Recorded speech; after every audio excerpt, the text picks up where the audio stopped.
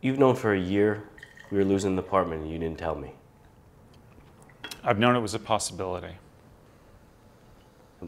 Why didn't you say anything to me? I didn't want to worry you. Don't treat me like a child, Eric.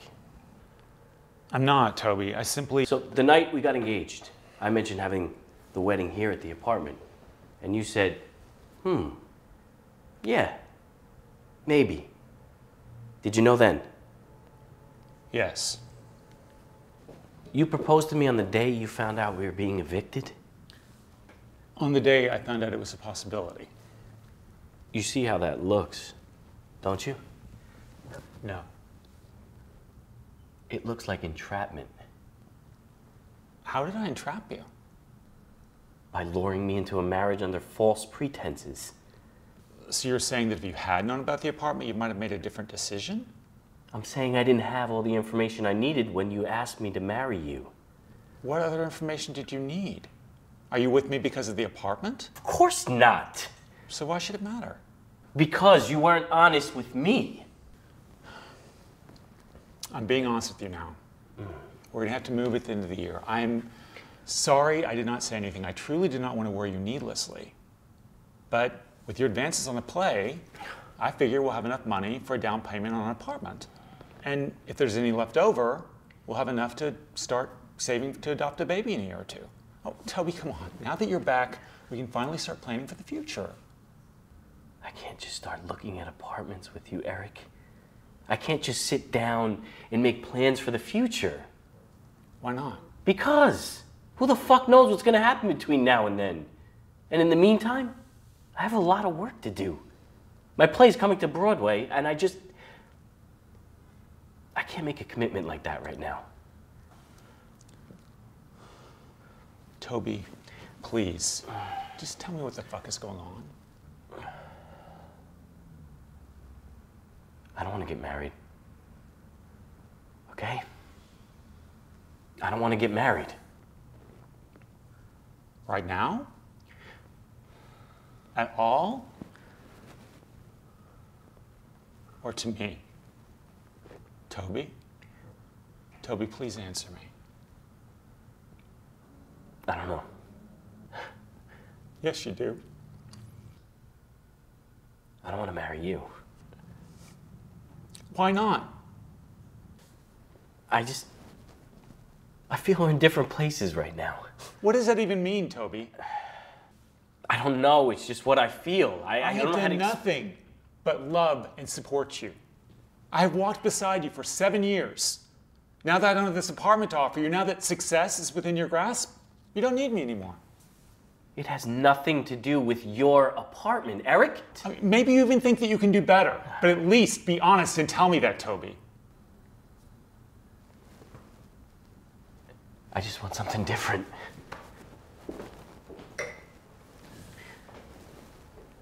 Did you fuck Adam in Chicago? No? Did you want to fuck Adam? Yes.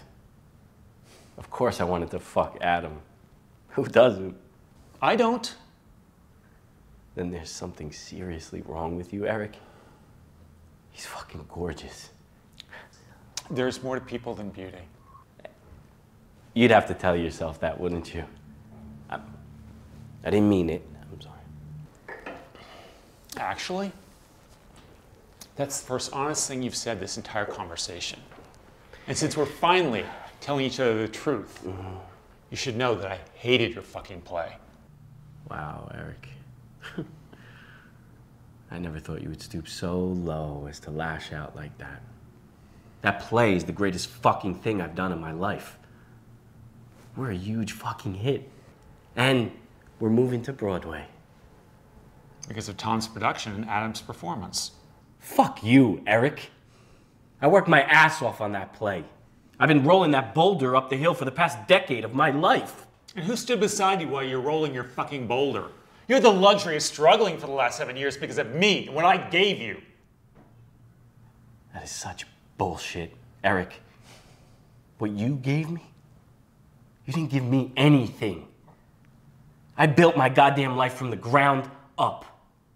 God, I am so sick of your holier-than-thou, thoughtful, sweet, and kind fucking bullshit. You act like what? You're above the fray. Can't be touched. Fucking Yale, fucking Fieldstone, fucking save the world from strongly worded Facebook posts. But secretly, you're just as manipulative and self-involved and frightened as the rest of us. But you slap on this veneer, huh? Of middle-class perfection. And you think that protects you from having to be a real person. But real people, Eric, are ugly. Real people are compromised. Real people disappoint each other because the world is ugly and compromised and disappointing. And I'm so sorry I can't be perfect like you. I was never given that option. I had no choice but to be a real person. That is the last thing you are, Toby. You've gotten so good at spinning people, you think you can spin me too. I don't spin anyone. But I know that your book was a fraud from start to finish. And your play... Fraud? Fuck you, Eric. And your play was even worse. Not without talent, but worse, without truth. Toby, you are so afraid of actually being known. You've constructed this elaborate narrative that has nothing to do with the truth. What happened to you as a child was unconscionable. And it hurts me every day to know that it did. Don't you fucking dare use that against me! But that is not the great tragedy of your life, Toby. No. The great tragedy of your life is denying that that was your life and insisting on another at the expense of the truth. I couldn't even look at you when I saw your play because it was a betrayal of the small, frightened boy that you once were. And soon all of New York is going to see it, and I'll be the only one who'll know who you really are. Which is why you want to get as far away from me as you can. Because you know that I will remind you every day of what a fraud you are, and what wasted potential your life has become. And that is what you're too much of a coward to say.